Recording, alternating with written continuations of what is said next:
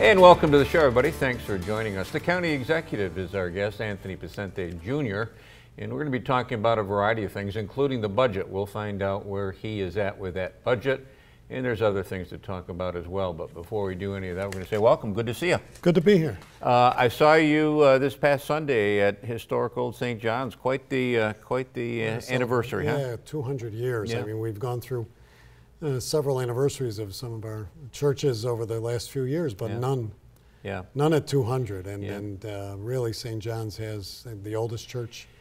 I mean, you're the expert on that history. The oldest church in I think it's the fourth. I think Utica, it's the fourth oldest. It's in Utica. I think it's the fourth oldest in the state. In the state. Yeah, and back in not to get into all this right now, but it was the Devereaux. I mean, that sounds like a French name, but it was an Irish name, and the Devereaux brought organized church to Catholic Church to Utica. There was a down on the Broad Street and 2nd, and there's a boulder right on the corner. Oh, right. Yeah, and that's right. On the northeast corner, a boulder, and that's where Devereaux's house was, John Devereaux's house. And that's where right the by first the cobblestone building, isn't it? No, that's gone. No, it's gone. Okay. Yep, it's just a vacant lot today, but the boulder is there. The boulder is there.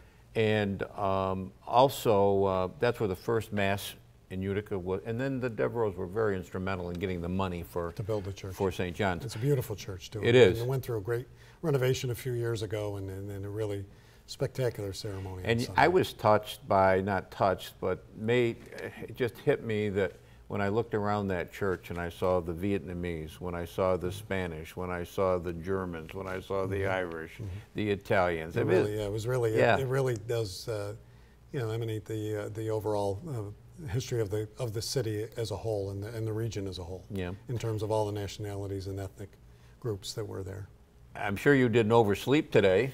No, I didn't, and this is kind of uncharacteristic, for me in one way. But last month. We did Real Men Wear Pink. I was part of that. I saw that.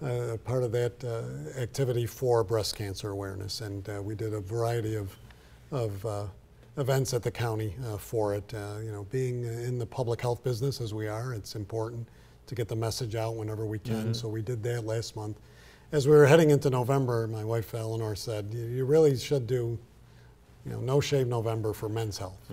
So, and for prostate cancer. So we started a few days ago, and this is it. And it takes a little getting used to, but it's not that I'm a little scruffy. Well, she's always been the smartest one in that group anyway. So the budget, where do we stand? Well, I presented the budget early in October, as I do by charter, and on October 5th, and presented it again with 0 increase to the tax levy. Let me interrupt you right there if I can, please. Sure. What happens if you're late presenting the budget? I don't think you've ever been late, no, have you? One year I asked for an extension with the board, just when we were waiting for some revenue numbers to come in. But again, by charter, you have to present it on that day. If I don't, there's really not a big penalty. It's just that it delays the action by the board, and could really hamper our ability to move forward. So you presented it on the right day. Presented it on the right day, and the board has 6 weeks. They will deal with it on November 14th, which is a Wednesday, a week from tomorrow, and they will take any actions that they see or wish to do. They can amend it. They can reduce it, they can add to it, they can move things around. So we've been in discussions. I don't see really a lot of movement. There are always the little tweaks here and there. When you present a budget that really lowers spending, which I did again this year, lowers our discretionary spending by a few percent, and keeps the levy at the same amount it was in really the last 5 years.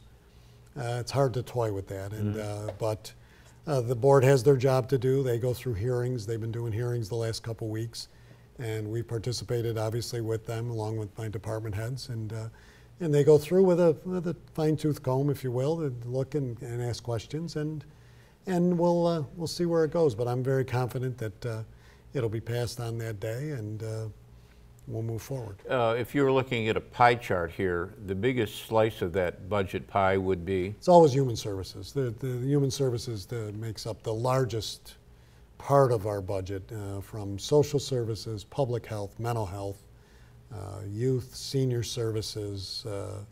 Everything we do on that on the human service side is really the larger chunk of it, and then following that you would have public safety and public works.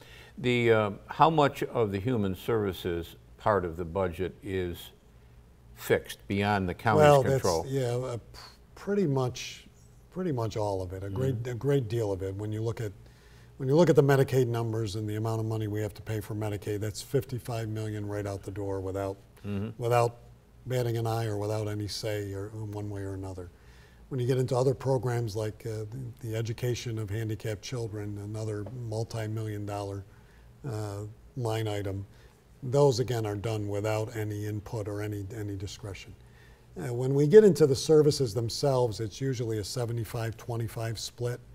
So at any time, you can look at human services as really costing nearly 90% of a dollar. So 90 cents out of a dollar would account for what we're spending in human services. Now, there was a time, and you were on the show and telling me this, and I forget how long ago it was, but a long time ago, you were saying that there was a problem getting money back from the state in a timely manner. Does that still exist? It still does exist to a point. It's not as bad as it was several years ago. Several years ago, I withheld our payments back to the state in response to that. We still see the 2-3 month lag in payments, and that causes a problem, which is why you have to have a healthy fund balance and you have to have cash flow like any other business. And we've been fortunate. I've been very proud of our record in keeping our fund balance healthy enough so that we can pay our bills on time, we can pay our workers, we can keep the county running without having to borrow. And some counties at times have to borrow to pay their bills. I've not done that in 12 years. I don't intend to do that. Okay. We come back, we'll talk some more about the county budget with a very scruffy county executive, Picente. Short break, right back.